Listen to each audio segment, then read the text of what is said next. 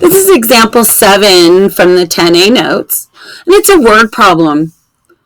Guys, anytime you have a word problem, I want you to read it through a few times, and then I want you to sketch a picture.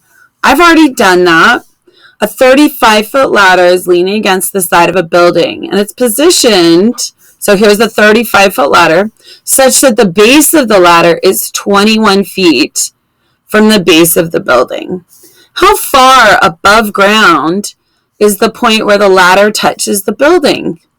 So that problem is asking, what is the distance here where the ladder touches the building up here? Okay. Now, we want to see this as a right triangle, because when a building is going to make a 90-degree angle with the ground. Okay? So we know that we're dealing with a right triangle here. You can see here's one of the sides, and since it's a side that's making up this right angle here, there's our two legs. Okay? And then you'll notice this diagonal opposite to those legs is our hypotenuse. So just like we did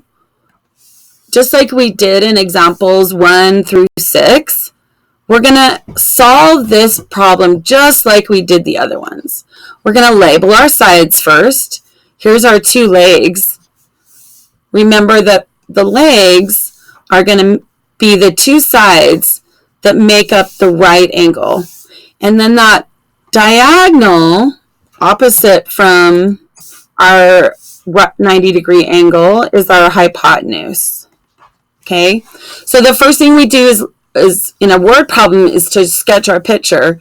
Then just like we did in the other problems, we're going to label our sides, and then we want to identify what our missing side is.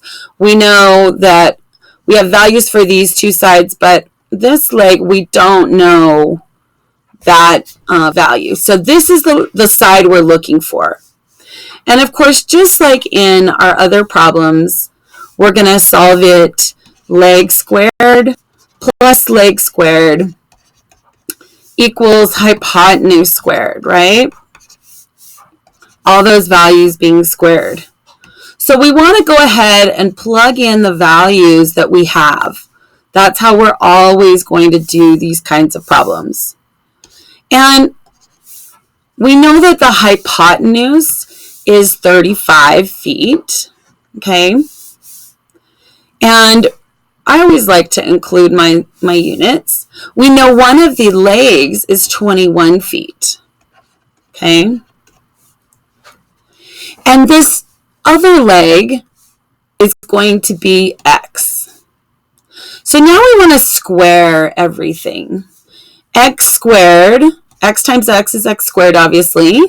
Then 21 squared, what's that going to be? Well, guys, just use your calculator on these. I don't want you guys to miss a problem because you're focusing on arithmetic, okay? So 21 squared is going to give us 441.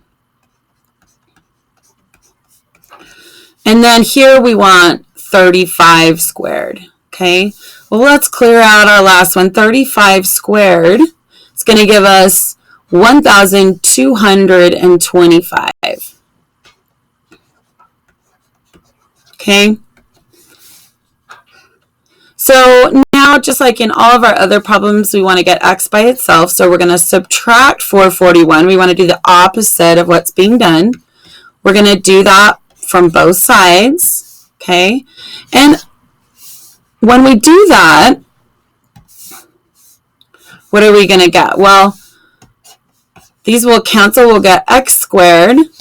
And then what is 1225 minus 441? It's going to give us 784.